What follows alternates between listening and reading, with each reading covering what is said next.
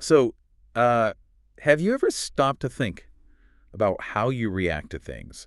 I mean, have you noticed maybe a different feeling, like emotionally or morally, depending on who's involved in something you hear about? Hmm.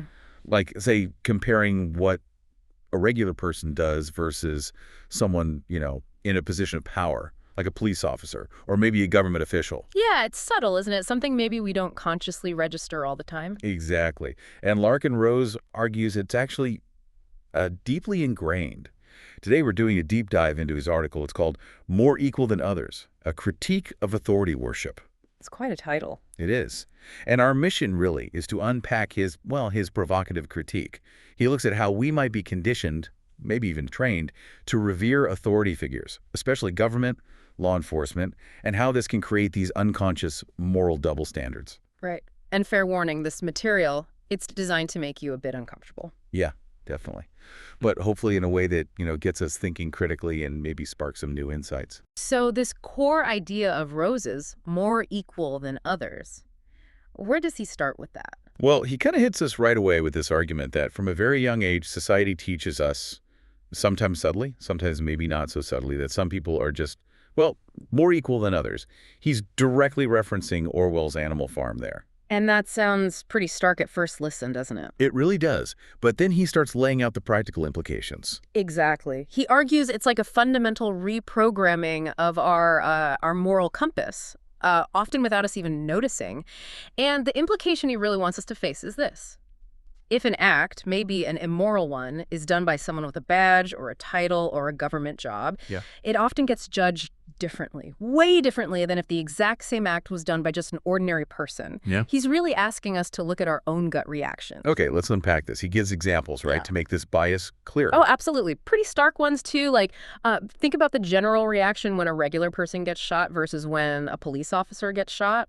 Or how we perceive, say, a soldier being killed overseas compared to maybe a high-ranking politician committing a serious crime. Does that idea of different reactions, hmm does that resonate with you? Do you see that playing out? I think it does, yeah. Rose's whole point is that these scenarios can trigger very different moral assessments in people.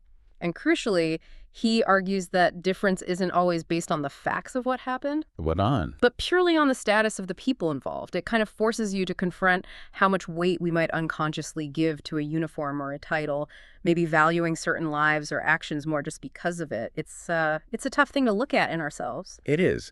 But couldn't someone argue, well, a police officer is putting themselves in harm's way more often, or a soldier is making a sacrifice for the country? How does Rose handle that kind of defense for the double standard? That's a fair question. And he'd likely argue that while those circumstances are, of course, real and important, they don't fundamentally change the morality of a specific action. Ah. He wants us to separate the role, the job, from the deed itself, and to apply one consistent moral standard always. And he really drills down into this with some uncomfortable examples, particularly around law enforcement and the military. Right, I remember that. He's pretty direct about police actions. He points out that things they do, daily threats, coercion, would absolutely be called, assault or harassment if you or I did them. Exactly. And he makes a similar point about the military, how soldiers acting in foreign countries often do things that would be universally condemned if they were just private citizens doing them. So what's behind that acceptance, according to Rose? Here's where it gets really interesting. He argues the public is essentially trained to see any resistance or attack against authority as automatically immoral, like regardless of the circumstance. Right. He uses that word. Yeah, he frames it as propaganda. Propaganda designed specifically to dull our natural instinct to resist injustice, but only when that injustice comes wearing a uniform or carrying an official title. Wow. He really doesn't pull any punches, does he? Not at all. And he takes it even further, challenging what he calls the sacred cow of authority. He sets up this really provocative hypothetical scenario. Okay, what is it? Imagine a very high-ranking official, let's say the president, caught committing truly heinous crimes. His example involves crimes against children, just to make the moral stakes incredibly high. Okay. Then he asks two questions. First, if you knew, like with 100% certainty, that an ordinary person, your neighbor maybe, was doing this exact thing, would you feel justified in using lethal force to stop them, right there and then? And he suggests most people would say yes to that, given the severity. Yes, likely. But then comes the pivot. He asks, now what if the person doing it was the president of the United States? Would you feel the same way? Would you feel equally justified in stopping them?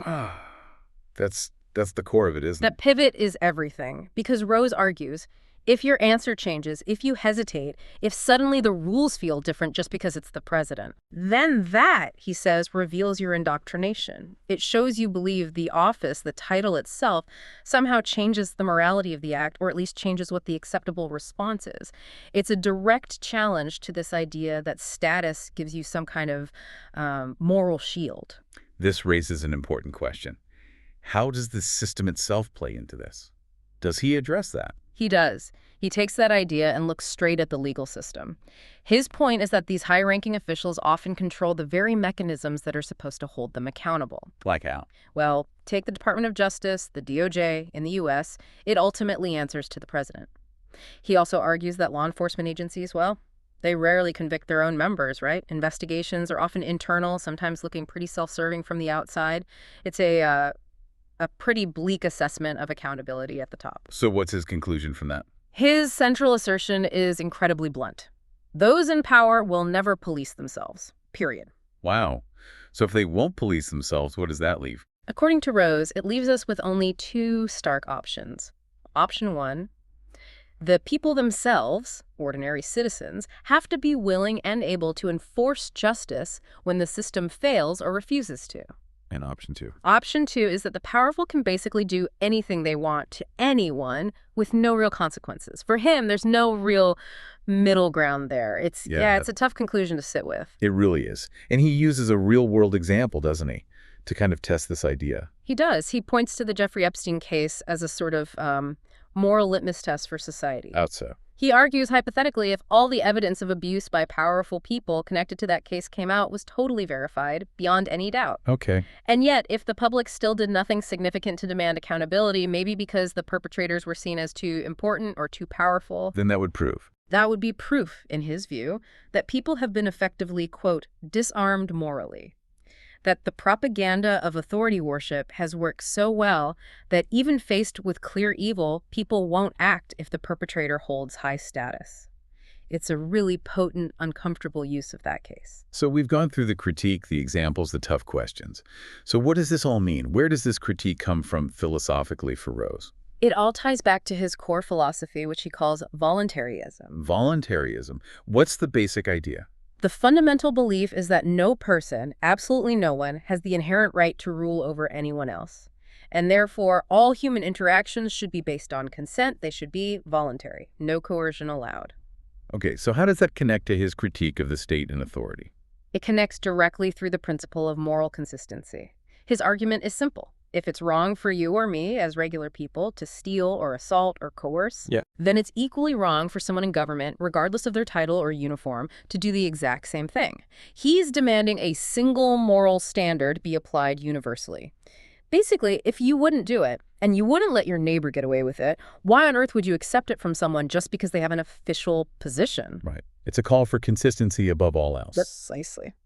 So wrapping this up, this deep dive into Larken Rose's more equal than others really does push us to confront some potentially uncomfortable ideas about authority. Definitely. The key takeaways seem pretty clear. First, the importance of actively questioning our own moral biases, especially if they seem to protect people in power. And the idea that status, a title, a uniform should not grant moral immunity. The act itself should be judged. And then there's that unsettling thought he leaves us with, that sometimes justice might actually fall to ordinary people because the institutions designed for it end up protecting themselves first. It's a radical thought for many. It is. And his bottom line seems to be, if someone feels more equal than others, it's probably because we've been taught to see them that way. Yeah. So thinking about all this, what stands out to you the most from this deep dive? What's the thing that really sticks? For me, it's probably the challenge of unlearning. Consider what it actually means to try and consciously unlearn beliefs that might be really deeply ingrained in us by society, by culture, by education. And it makes you wonder, does achieving real moral clarity demand this kind of continuous self-examination, pushing beyond what we're just, taught to accept about power and authority? That's a great question to end on. Definitely lingers, doesn't it? Makes you want to look inward and really question your own assumptions.